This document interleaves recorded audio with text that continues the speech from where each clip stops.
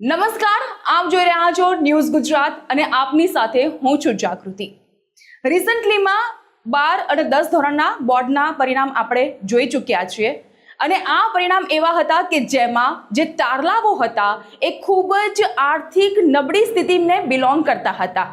માતા પિતા કાળી મજૂરી કરીને પોતાના સંતાનને ભણાવે છે અને એ જ સંતાન પછી બોર્ડમાં ટોપર તરીકે એક તારલા તરીકે સિતારા તરીકે ચમકી ઉઠે છે અને તમામ ન્યૂઝપેપરની ફ્રન્ટ લાઇન પર તેઓની હેડલાઇન છપાતી હોય છે।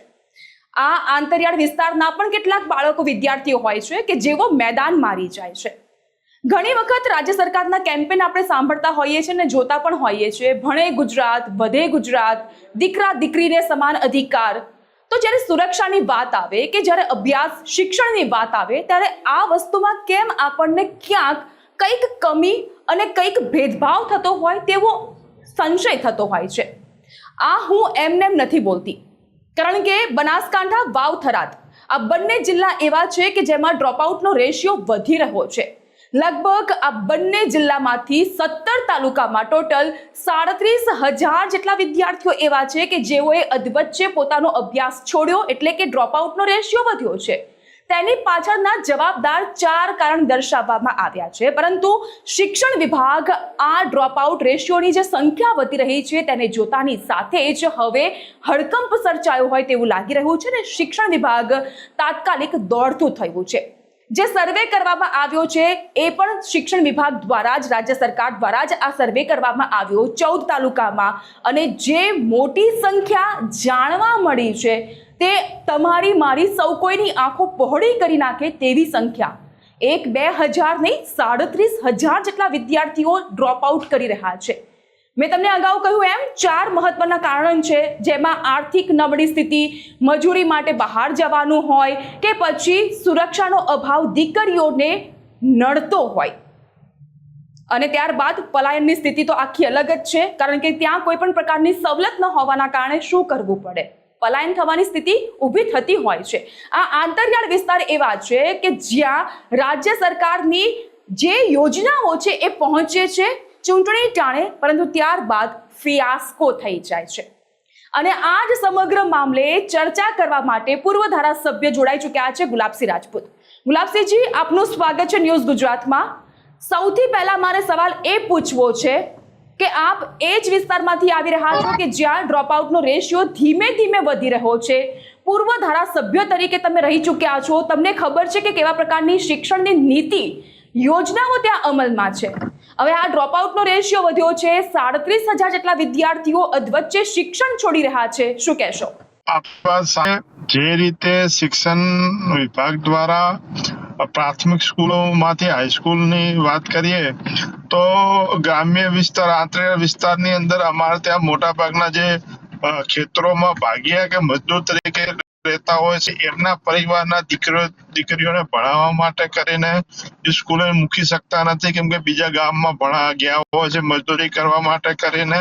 ખાસ કરીને જે વિસ્તાર છે એમાં તો મોટા પ્રમાણની અંદર ડ્રોપ આઉટ રેશિયો ખૂબ વધારે હોય છે। એનું કારણ છે કે બીજા ગામોની અંદર મજદૂરી માટે ગયા હોય, ખેતરોમાં રહેતા હોય, ખેતરોની અંદર ગામથી ખેતર 4-4, 5-5 કિલોમીટર દૂર હોય, એટલે ગામ જઈએ અમને પણ સાંભળવા મળે કે સાહેબ અહીંયા અમારા પરા વિસ્તારની અંદર ખેતરોની આજુ નવી કોઈ પેટા શાળા શરૂ કરવામાં આવે તો અમારા છોકરાઓને 5 કિલોમીટર કઈ રીતે મૂકવા જવો। ઘણા બધી દીકરીઓ 8 ધોરણ પછી ગામમાં હાઈસ્કૂલ ના હોય તો શહેરી વિસ્તારમાં મા બાપ પણ ગામથી દૂર મૂકતા ગભરાતા હોય છે, અને છેલ્લે એમને 8મા ધોરણ પછી કે 10મા ધોરણ પછી આગળ શિક્ષણ માટે મોકલતા નથી। આ એક મોટું કારણ છે। એક તો આર્થિક સ્થિતિ ના હોય પ્રાઇવેટ સ્કૂલોમાં ભણાવવાની, બીજું કારણ છે મજદૂરી માટે બહાર રહેતા હોય, ત્રીજું કારણ છે ગામની અંદર 8મા પછી 9-10 ની વ્યવસ્થા ના હોય અથવા 9-10 પછી 12મા સુધીની વ્યવસ્થા ના હોય, જેના કારણે ખૂબ મોટા પ્રમાણની અંદર આ તો કદાચ સરકારી ચોપડે નોંધાયેલો આંકડો છે બેન, પણ ઘણા બધા એવા મા બાપ છે કે મજદૂરી કરતા હોય છે, સ્કૂલ નજીક નથી હોતા તો ઘણા બધા મૂકતા પણ નથી સ્કૂલોની અંદર, અને આજે પણ આઝાદીના 75 વર્ષ પછી પણ આજે જો મા બાપમાં શિક્ષણ નથી મળ્યું, હવે એમના દીકરા દીકરીઓમાં પણ નહીં મળે તો એ પેઢી હજી પણ કેટલા વર્ષ પાછી રહેશે, એક મોટો પ્રશ્ન છે. જે ડીસાની વાત કરો, ડીસાની અંદર આજે ધારો કે આટલા મોટા પ્રમાણમાં જો ડીસા જેવા એક વિકસિત વિસ્તારની અંદર પણ ડ્રોપ આઉટ થાય તો મોટો સરકાર માટે એક શરમજનક બાબત છે. વાત રહી જે દીકરીઓનું જે ડ્રોપ આઉટ છે, માત્ર ને માત્ર જે હાઈસ્કૂલોનો અભાવ છે. કેમ કે અત્યારે ગુજરાત સરકાર હોય કે કેન્દ્ર સરકાર હોય, બજેટ ગુજરાત સરકારનું પણ 4 લાખ કરોડ કરતા વધારે છે, કેન્દ્ર સરકારનું પણ શિક્ષણ બાબતે લાખો કરોડનું બજેટ હોવા છતાં જે ગ્રામ્ય આંતરિક વિસ્તારની અંદર હાઈસ્કૂલો ખોલવામાં અથવા તો એનાથી ઊંચી કક્ષાની અભ્યાસ માટેની વ્યવસ્થા ન હોવાના કારણે મા બાપ શહેરોમાં મૂકવા નથી માંગતા, કેમ કે કોઈ ગામડું થી શહેર 25 કિલોમીટર થતું હોય, નજીકમાં કોઈ હાઈસ્કૂલ ના હોય તો ક્યાં છેલ્લે દીકરીઓને ખાસ કરીને એમાં પણ દીકરીઓનો ગામડામાં સ્કૂલો ન હોવાના લીધે શિક્ષણ બાબતે પણ ખોટી રીતે ભોગ લેવામાં આવી રહ્યો છે. જે બજેટ રજૂ કરવામાં આવે છે તેની વાત તો બરાબર છે, પરંતુ શું અહીંયા શિક્ષણ કેટલું જરૂરી છે તે જાગૃતિનો અભાવ પણ અહીં મહત્વપૂર્ણ કારણ ભજવી જાય છે. દેખો, આ પ્રવેશ ઉત્સવ કરે, બીજા અલગ અલગ શિક્ષણમાં હાલ શિક્ષકો પાસે પણ એટલો ટાઈમ હોતો નથી. એસઆઈ ની પ્રક્રિયા, વસ્તી ગણતરી, આવા બધા કામ સોંપવામાં આવે છે, જેના લીધે શિક્ષકો પણ એટલા ભણાવી શકતા નથી. એમને અલગ અલગ સરકાર દ્વારા તાઇફા ના કામગીરી સોંપવામાં આવે, ત્યારે એસઆઈ ની કામગીરી સોંપવામાં આવે, વસ્તી ગણતરીની સોંપવામાં આવી રહી છે. એટલે શિક્ષકો નવા બાળકોને સ્કૂલમાં લાવી શકતા નથી. ખાસ કરીને જયારે ચૂંટણી આવે ત્યારે ગમે તેમ કરીને વોટ લેવા માટે કરીને લોભ લાલચો આશ્વાસનો આપવામાં આવે છે, પણ છેલ્લા 30 વર્ષથી સરકાર છે તો આજે કેટલા વિસ્તારો વચ્ચે એક હાઈસ્કૂલ છે, કેટલા વિસ્તારો કોઈ ઘણા બધા એવા ગામ છે કે જ્યાં 4-4, 5-5, 6-6 કિલોમીટરના ખેતરો અંદર આવેલા. હવે 6 કિલોમીટરથી મા બાપ હવે કઈ રીતે એમને મૂકવા આવે સ્કૂલ સુધી, એના માટે કે છેલ્લે એ લોકો ડ્રોપ આઉટ લઈ લેતા હોય છે. એટલે સરકાર માત્ર શિક્ષણ હોય કે રોડ રસ્તા બાબતે મોટી જાહેરાતો કરે છે, પણ એના માટે જે વ્યવસ્થા હોય છે, પ્રવેશ ઉત્સવના નામે તાઇફા કરે છે, પણ ખરેખર કેટલા હજી સ્કૂલોની ઘટ છે, શિક્ષકોની કેટલી ઘટ છે, શિક્ષકોની ભરતી થતી નથી. આજે અમારા વાવ, થરાદ કે બનાસકાંઠામાં હજારોની સંખ્યામાં અત્યારે પણ શિક્ષકોની ઘટ છે. જેમ કચ્છની અંદર સ્પેશિયલ પેકેજ આપી અને કચ્છમાં ભરતી કરવામાં આવી, એવી રીતે એમાં એવો એક ઉલ્લેખ છે કે બનાસકાંઠામાં તો પૂરતા પ્રમાણમાં શિક્ષકો છે, પરંતુ જે સવાલ છે એ વાવ, થરાદ, ડીસાનો છે, કારણ કે ત્યાં શિક્ષકોની ઘટ વર્તાઈ રહી છે.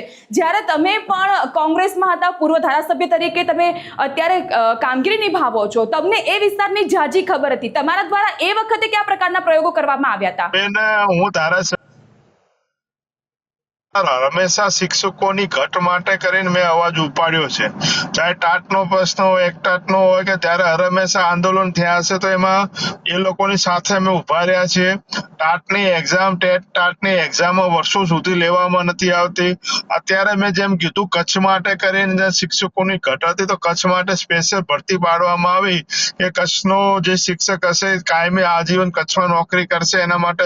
એવી રીતે અમારા વાવદરાજમાં પણ આવી રીતે અથવા બનાસકાંઠામાં પણ આવો એક વિશેષ ભરતી પાડવામાં આવે અને એમાં જે લોકો અહીંયા નોકરી આજીવન અહીંયા નોકરી કરે એની જોગવાઈ કરવામાં આવે તો કદાચ શિક્ષકોની ઘટ થાય. અમારે આંદોલનો કરવા પડે.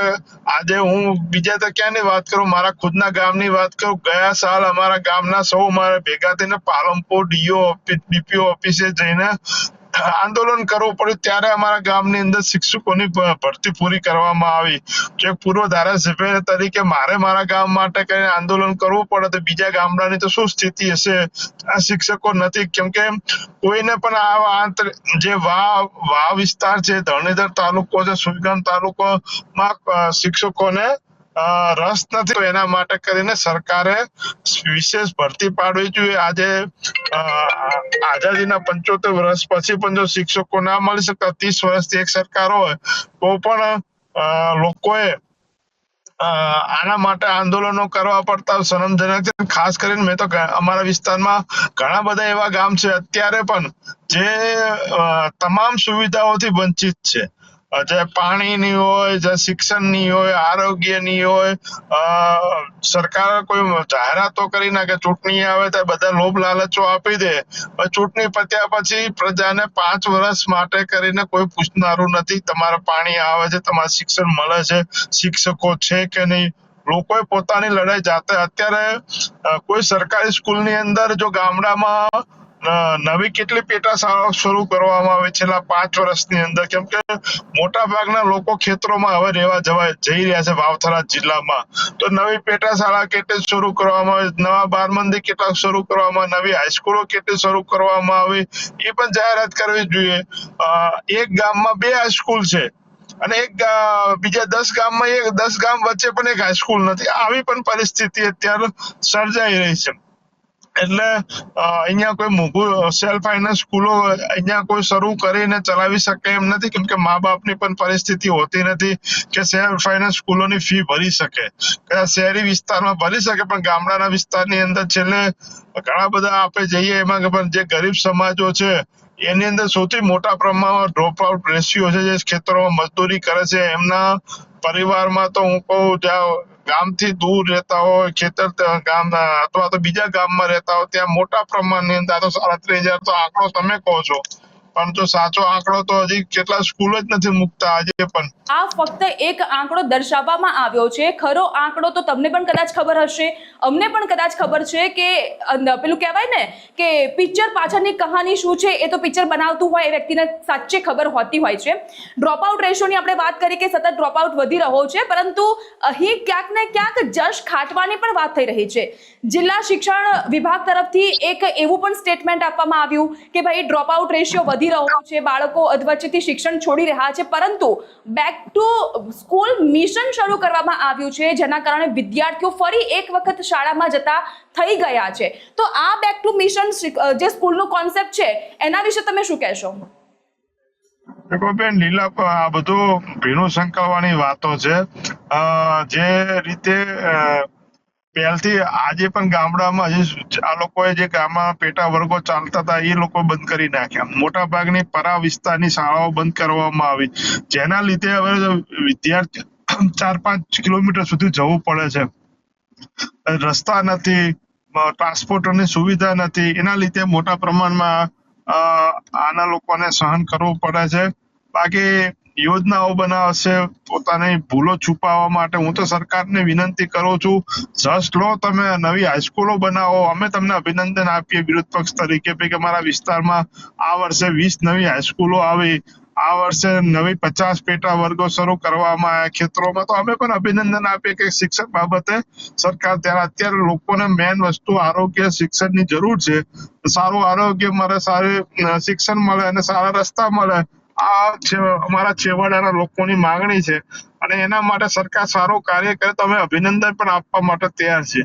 આ વર્ષે પણ ધારો કે ઘણી બધી હાઈસ્કૂલો વાવથરા જિલ્લામાં આવી, તેના માટે અભિનંદન આપીએ છીએ ભાઈ મંત્રી શ્રી અને મુખ્યમંત્રીને કે ભાઈ આપણે અમારા વિસ્તારની અંદર, ચાહે શિક્ષણ મંત્રી તરીકે ભાઈ વાજા સાહેબ હોય કે મુખ્યમંત્રી તરીકે ભૂપેન્દ્રભાઈ નવી હાઈસ્કૂલો આપે, એના માટે આભાર માનીએ છીએ. પણ હજી જેટલી આપી એના કરતા પણ વિશેષની જરૂર છે અમારા વિસ્તારની અંદર હાઈસ્કૂલોની, કે ભાઈ જે ગામથી 5-7 કિલોમીટરના વિસ્તારમાં નવી કોઈ હાઈસ્કૂલ ના હોય ત્યાં બનાવી આપવી પડે. સરકાર, કેન્દ્ર સરકારે કીધું આ વર્ષે અમે 1000 હાઈસ્કૂલો નવી બનાવવાના, તો અમને લાભ તો મળવો જોઈએ અમારા જે બોર્ડરના વિસ્તારના લોકોને. કેન્દ્ર સરકાર આપે, ગુજરાત સરકાર આપે, નવા પેટા વર્ગો શરૂ કરવાની જરૂર છે જે લોકો બંધ કરી નાખે, ફરતી ત્યાં ચાલુ. ખાસ કરીને એક વિશેષ ભરતી શિક્ષકોની ટાટની પરીક્ષા હોય, ટાટની હોય, ટેટની પરીક્ષા લઈને નવી ભરતીઓ પણ શરૂ કરવાની જરૂર છે, જેના લીધે જે શિક્ષકોની ઘટ છે પૂરી થાય તો કદાચ શિક્ષકો સારા મળી રહે. તો ગામડામાં ઘરે ઘરે ખેતરે જઈને પણ ઘણા શિક્ષકો સારા પણ હોય છે, ખૂબ સારા હોય છે, જે સ્કૂલમાં સંખ્યા થાય એના માટેનો પ્રયત્ન કરતા હોય છે. ખૂબ જ સાચી વાત. એટલે એ સારી સુવિધા અમુક સ્કૂલો ઊભી કરી આપી છે, કરે છે શિક્ષકો કે કદાચ સેલ્ફ ફાઇનાન્સ સ્કૂલમાં પણ ના હોય એટલું એ લોકો મહેનત કરતા હોય છે પોતાના કેમ્પસને સુધારવા માટે, પોતાના શિક્ષણને સુધારવા માટે. એને લાખ લાખ અભિનંદન આપીએ છીએ કે શિક્ષકો બાળકોને ભણવા માટે રુચિ રાખે છે, ને એવા રુચિ વાળા બધા શિક્ષકો મળી રહે તો ક્યાંક ને ક્યાંક અમારા વિસ્તારની પણ કાયાપલટ થઈ શકે છે. ગુલાબસિંહજી, ક્યાંક ને ક્યાંક એવા શિક્ષકો મળી રહે તો આજ તો ઉપરથી મને એક સવાલ એ પણ થઈ રહ્યો છે કે જે રીતે ગેનીબેન ઠાકોર પોતાના સમાજ માટે, એ વિસ્તાર માટે ખૂબ જ લડી રહ્યા છે. સમાજના બંધારણની તેઓએ સરસ રીતે વાત કરી કે બંધારણ આવ્યું તો સમાજ સુધર્યો છે. ગેનીબેન લડત લડાવે અને કોંગ્રેસના જેટલા પણ સભ્યો આપ છો, કોંગ્રેસ એકજૂટ થઈને એ વિસ્તાર માટે જો શિક્ષણની, ઉચ્ચ શિક્ષણની, દીકરીઓના સારા ભાવિની, તેઓની સુરક્ષાની માંગ કરે તો શું નથી લાગતું કે રાજ્ય સરકાર તમારા વિસ્તારમાં બનાસકાંઠા, વાવ-થરાદના જે 14 તાલુકા, બંને જિલ્લાની વાત કરીએ આપણે, તો ત્યાં સારી શાળાઓ મળી શકે તેમ છે? ખૂબ સારી સરકાર પાસે બજેટ બેન 4 લાખ કરોડનું, 4 લાખ કરતા પણ વધુનું બજેટ ગુજરાત સરકારનું છે. કેન્દ્ર સરકારનું પણ 1 લાખ કરોડ કરતા વધારે એજ્યુકેશન માટેનું બજેટ છે.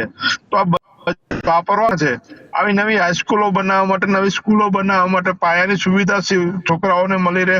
આજે પીટી ટીચર અમે ભણ્યા તો પીટી ના ટીચરો હતા, વ્યાયામના. અમારે ત્યાં ચિત્રના શિક્ષકો હતા, સંગીતના શિક્ષકો હતા. આજે છેલ્લા હું નથી માનતો 15 વર્ષની અંદર ક્યાંય વ્યાયામના શિક્ષકોની ભરતી થઈ હોય, ક્યાંય પીટી ના ચિત્રના શિક્ષકની ભરતી થઈ હોય, ક્યાંય સંગીતના શિક્ષકની ભરતી થઈ ગઈ. આ તો ક્યાં છે જ નહીં, બધું ભૂલી ગયા. આજે આજના વિદ્યાર્થીઓને ચિત્ર દોરવાનું કોણ શીખવાડશે? આવકના વિદ્યાર્થીઓને વ્યાયામનું કોણ શીખવાડશે? સારી ગેનીબેન ઠાકોરની એક ત્રાડ પડે એટલે રાજ્ય સરકારમાં તેની નોંધ લેવાય. જો તમારાથી દેખો ગેનીબેન મને યાદ છે, ત્યાં ના પહોંચતી હોય, અવાજ ત્યાં ના પહોંચતો હોય તો ગેનીબેન ઠાકોર નાખી શકે. હું અને ગેનીબેન બંને ધારાસભ્ય હતા. મને એટલું યાદ છે કે ગેનીબેન રોજ સર્વ શિક્ષા અભિયાનની ઓફિસમાં જઈને એના અધિકારીઓને મળતા, એમના વિસ્તારની નવી શાળાઓ મળે, નવા શિક્ષકો મળે, નવું કેમ્પસ બને, એના માટે એમના પ્રયત્ન તો આજે પણ છે. હું દુઃખ સાથે કહું, અત્યારે બનાસકાંઠા, વાવ-થરાદની અંદર જો સૌથી વધુ ડ્રોપ આઉટ રેશિયો તો ઠાકોર સમાજમાંથી છે.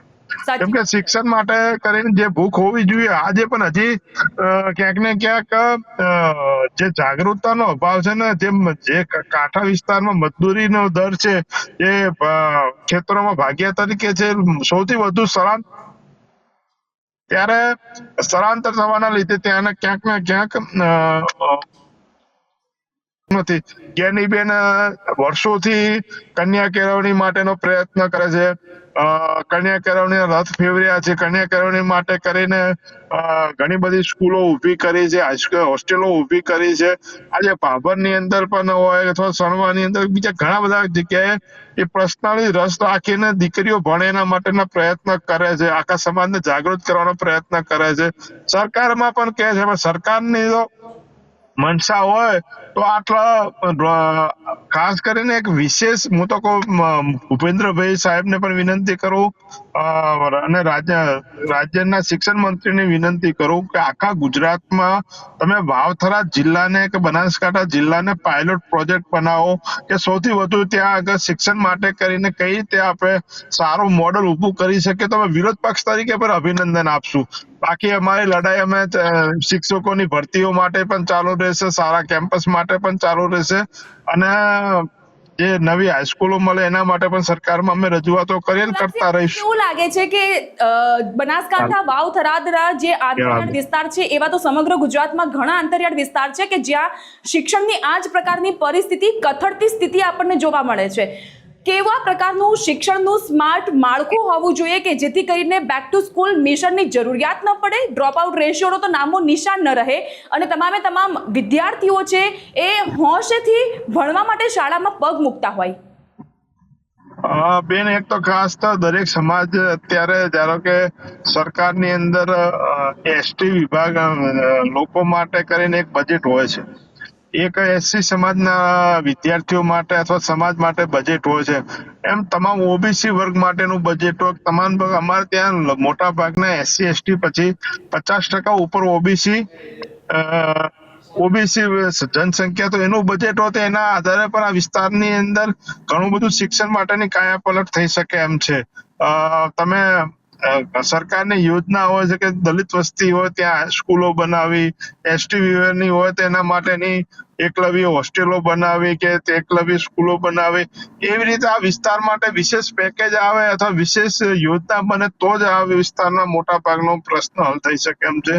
ઘણું બધું સુવિધાઓમાં અત્યારે મળી રહી છે, હજી પણ એમાં વધારો કરવાની જરૂર છે. ખાસ કરીને ભરતી, જો પૂરતા શિક્ષક હશે તો જ એજ્યુકેશન સારું મળી રહેશે. અને પહેલા ખાસ કરીને શિક્ષકોની ભરતી થાય, શિક્ષકોને બીજું ભારણ જે આવી ચૂંટણી લક્ષી કે SIR કે ભાઈ આ વસ્તી ગણતરીના ભારમાંથી મુક્ત કરીને વિદ્યાર્થીઓને ભણાવવા માટેની જવાબદારી આપવામાં આવે તો થઈ શકે. ઘણી બધી પહેલા ગ્રાન્ટેડ હાઈસ્કૂલો હતી તો ગ્રાન્ટેડ હાઈસ્કૂલના શિક્ષકોની પોતાની સ્કૂલમાં વિદ્યાર્થીઓ થયા, એના માટે આજુબાજુના ગામડાઓમાં જેટલી પણ પ્રાથમિક શાળા હોય ત્યાં રૂબરૂ જતા અને રૂબરૂ જઈને વિદ્યાર્થીઓ એડમિશન લે એના માટેનો પ્રયત્ન કરતા. એવી રીતે જેટલી પણ ગ્રાન્ટેડ હાઈસ્કૂલો છે, એના સરકારી હાઈસ્કૂલો છે, એના શિક્ષકોએ પણ આજુબાજુમાં ગામડામાં જેટલી પ્રાથમિક સ્કૂલો છે 8 ધોરણ સુધીની, એના પછી 9મા ધોરણમાં પોતાની નજીકની હાઈસ્કૂલમાં બધા એડમિશન લે, એના માટે કરીને શિક્ષકોએ પણ જવું પડે. એક સ્કૂલના પ્રોગ્રામ હેઠળ લગભગ 37,000 માંથી 32,000 બાળકોને પુનઃ શિક્ષણ આપવા માટેનો પ્રયાસ સરકારનો થયો છે, વહીવટી તંત્રનો પણ થયો છે. એટલે હું માનું છું કે સરકાર પૂરેપૂરી બનાસકાંઠાના બાળકોના શિક્ષણ માટે ચિંતિત છે, પ્રયત્નશીલ છે. એ આપના જવાબમાં અમને ખબર પડી ગઈ, પરંતુ એ નોબત ઊભી થઈ કેવી રીતે? કીર્તિસિંહજી, સવાલ મારો એ જ છે કે નોબત ઊભી થાય પછી આપણે સમસ્યાનું પરિણામ શું હોઈ શકે અને તેને સોલ્વ કેવી રીતે કરી શકીએ તે વિચારતા હોઈએ છીએ, પરંતુ સમસ્યાનો ઉદ્ભવ ન થાય તો?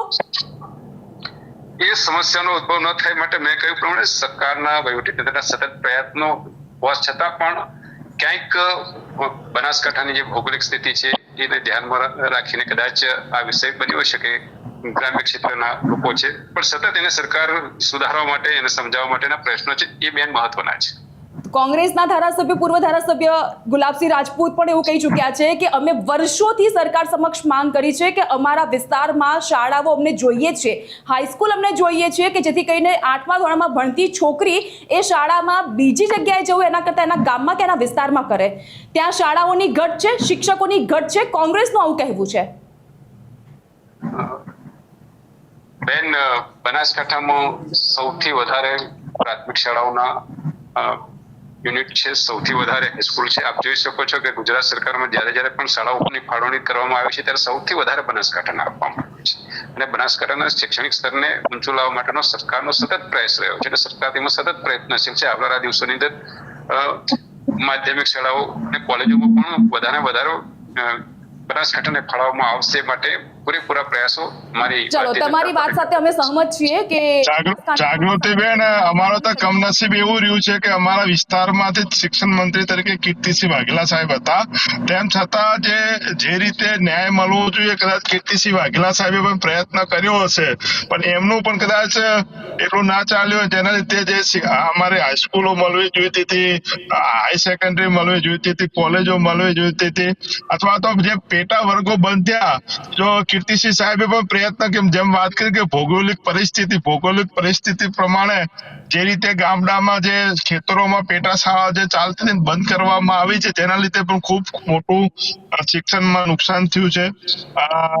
અને વર્ષોથી બનાસકાંઠા જિલ્લો ખૂબ મોટો, એટલે સૌથી વધુ કદાચ ગુજરાતમાં પ્રાથમિક શાળા હશે તો બનાસકાંઠામાં જ હોવાની છે. જિલ્લો મોટો છે, પણ જે હવે જૂનું હતું એનાથી આપણે નવું કેટલું ડેવલપ કરીએ છીએ, નવી કેટલી હાઈસ્કૂલો બનાવીએ છીએ, નવી કેટલી પ્રાથમિક શાળાઓ બનાવીએ છીએ, નવા પેટા શાળાઓ કેટલી બનાવીએ છીએ, નવી બાળ મંદિર કેટલા બનાવ્યા, એનો પ્રશ્ન છે. હવે જૂનું જે કોંગ્રેસની સરકારો વખતે બનેલું હતું એમાં નવી શાળા કેટલી તમે પ્રાથમિક શાળાઓ કરી, કેટલી પેટા શાળા શરૂ કરી? કેટલી હાઈસ્કૂલો મંજૂર કરી. હું ખુદ કીર્તિસિંહ સાહેબ, રાજપૂત હું કીર્તિસિંહ સાહેબ, કોંગ્રેસના શાસનકાળની જે શાળાઓ હતી એ શાળાઓ તો કાર્યરત છે, પરંતુ નવું ડેવલપમેન્ટ શું થયું છે? તમે શાળાઓ આપી દો છો, તમે ભલે શિક્ષણની ભેટ તમે બનાસકાંઠામાં આપો છો, ભૌગોલિક દ્રષ્ટિએ મોટો વિસ્તાર છે એટલે તમે શાળાઓની સંખ્યા ત્યાં વધારો છો, પરંતુ કાર્યરત કેટલી છે અને કાર્યરતમાં પણ એ સુચારુરૂપ માળખાકીય રીતે કેટલું શિક્ષણનું કામ ચાલે છે?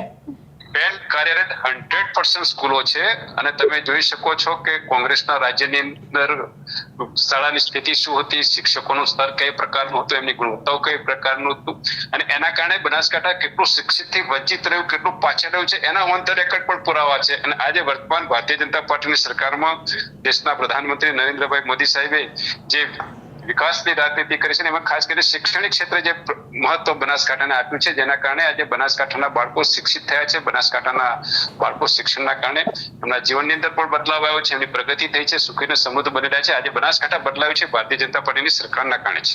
ચલો સમજી લઈએ કે તમે કીધું કે ભાજપાના કારણે બનાસકાંઠામાં શિક્ષણનું સ્તર પહેલા કરતા સુધર્યું છે.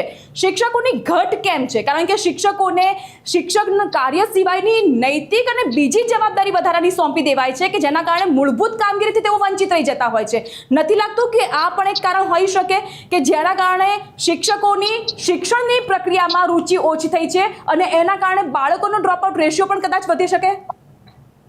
બિલકુલ બિલકુલ નહીં બેન, શિક્ષકોની જે ક્વોલિટી છે એ ક્વોલિફાઈડ શિક્ષકોની ભરતી ગુજરાત સરકારના દ્વારા કરવામાં આવી છે, જેના કારણે શૈક્ષણિક સ્તર આજે ગુજરાતમાં બહુ ખૂબ સારું છે. બનાસકાંઠામાં પણ મેં કહ્યું પ્રમાણે 1-to-1 સ્કૂલની પણ તમે એમાં કમ્પેરિઝન કરી શકો છો, ગામની પણ કરી શકો છો, તાલુકાની પણ, અને ડેકડ્સ વાઇઝ કરી શકો છો કે બનાસકાંઠામાં શિક્ષણની ગુણવત્તાનું પ્રમાણ ખૂબ સારું છે. શિક્ષકોને જે વધારાની જવાબદારી સોંપવામાં આવે છે એનું શું જવાબ આપશો?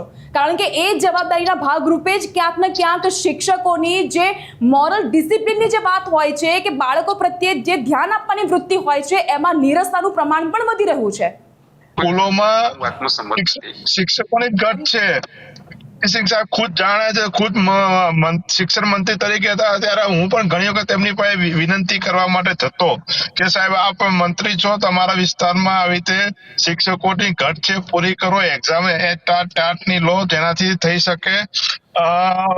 સ્કૂલો બને, ખાલી બિલ્ડિંગો ઉભા કરીને શિક્ષણ નથી મળતું, એમાં સારા શિક્ષકો મળી રહે એના માટે જેમ આવી જે SIR જેવી પ્રક્રિયામાં 2-4 મહિના સુધી શિક્ષકો છોકરાઓને ભણાયા જ નથી, તો પછી ખાલી માત્ર બિલ્ડિંગો ઉભી થઈને પણ શિક્ષણ નથી મળવાનું. સારું ક્વોલિટી વાળું શિક્ષણ મળે તો સારામાં સારું.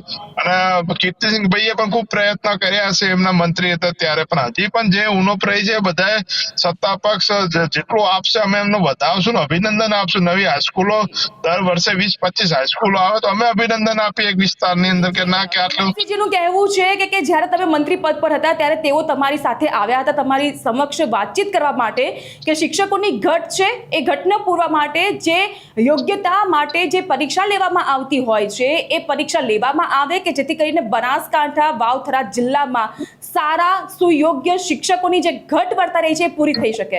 પરંતુ આજે પણ એવા કાબિલે દાદ કહી શકાય શિક્ષકોની સંખ્યા ખૂબ જ ઓછી હોવાની વાત Gulabsinh રાજપૂતની.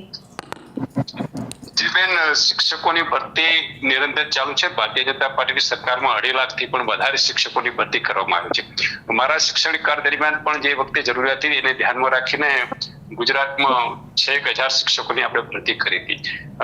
Next round of second 2માં ભૂપેન્દ્રભાઈ પટેલ સાહેબની સરકાર બન્યા પછી પણ ભરતી પ્રક્રિયા શરૂ છે અને ભરતી પ્રક્રિયા આગામી સમયગાળા દરમિયાન સરકારશ્રીના પૂરેપૂરા પ્રયાસ છે કે શિક્ષકોની ક્યાંય પણ ઘટ ન હોય એ પ્રકારની વ્યવસ્થા ગુજરાત સરકારમાં થઈ રહી છે અને ચાલે છે. બાકી તો કોંગ્રેસના રાજ્યમાં બધું આપણે જોયું જ છે. શાળા અને શિક્ષકોની સ્થિતિ શું હતી, જ્યાં શિક્ષકો હતા ત્યાં શાળાઓ નથી, શાળા હતી ત્યાં શિક્ષકો નહોતા. આ સ્થિતિમાં ગુજરાતની હતી, આ સ્થિતિ બનાસકાંઠાની, અને સૌથી વધારે નુકસાન બનાસકાંઠા. પરંતુ કીર્તિસિંહજી અહીંયા હું રોકવા માંગીશ. મારે કોંગ્રેસનું શાસનકાળ કેવું હતું, ભાજપનું શાસનકાળ અને એમાં કયા પ્રકારની કાર્યવૃત્તિ અત્યારે થઈ રહી છે, સુચારુરૂપ શાસન ચાલી રહ્યું છે, એ બધું જ જનતા જોઈ રહી છે. મારો ખાલી સિમ્પલ એક જ સવાલ છે, આપણે અહીં શિક્ષણના ભોગે રાજકારણ રમાય, બાળકો વિદ્યાર્થીઓ ડ્રોપઆઉટ રેશિયો વધે, એ લોકોને શિક્ષણ અણગમતું થઈ જાય અને અને ખાસ કરીને જે વિદ્યાર્થીનીઓ છે પોતાની સુરક્ષાને કારણે શિક્ષણ છોડી દે, ખૂબ જ શરમજનક બાબત કહેવાય. રાજકારણને નેવે મૂકીને આપણે એક સહિયારો પ્રયાસ ન કરી શકીએ કે ભાઈ બનાસકાંઠા, વાવ, થરાદ સહિતના ગુજરાતના જેટલા પણ આંતરિયાળ વિસ્તારમાં શિક્ષકોની ઘટ છે, સારું શિક્ષણ મળી રહે તેવી શિક્ષણ પ્રક્રિયાનું માળખું હોવું જરૂરી છે, એ સૌથી પહેલા પૂરું કરવામાં આવે. જી બેન, એ વાત સાથે હું સંમત છું. આભાર આપનો. એ વખતના તત્કાલીન મુખ્યમંત્રી અને દેશના પ્રધાનમંત્રી આદરણીય શ્રી નરેન્દ્રભાઈ મોદી સાહેબે શાળા પ્રવેશ મહોત્સવ અને કન્યાકેળવણી મહોત્સવ એ સમાજના સહિયારા સહયોગથી થાય એ જ પ્રકારનો કોન્સેપ્ટ છે ને એમાં બધાએ એમાં જોડાવવું જોઈએ.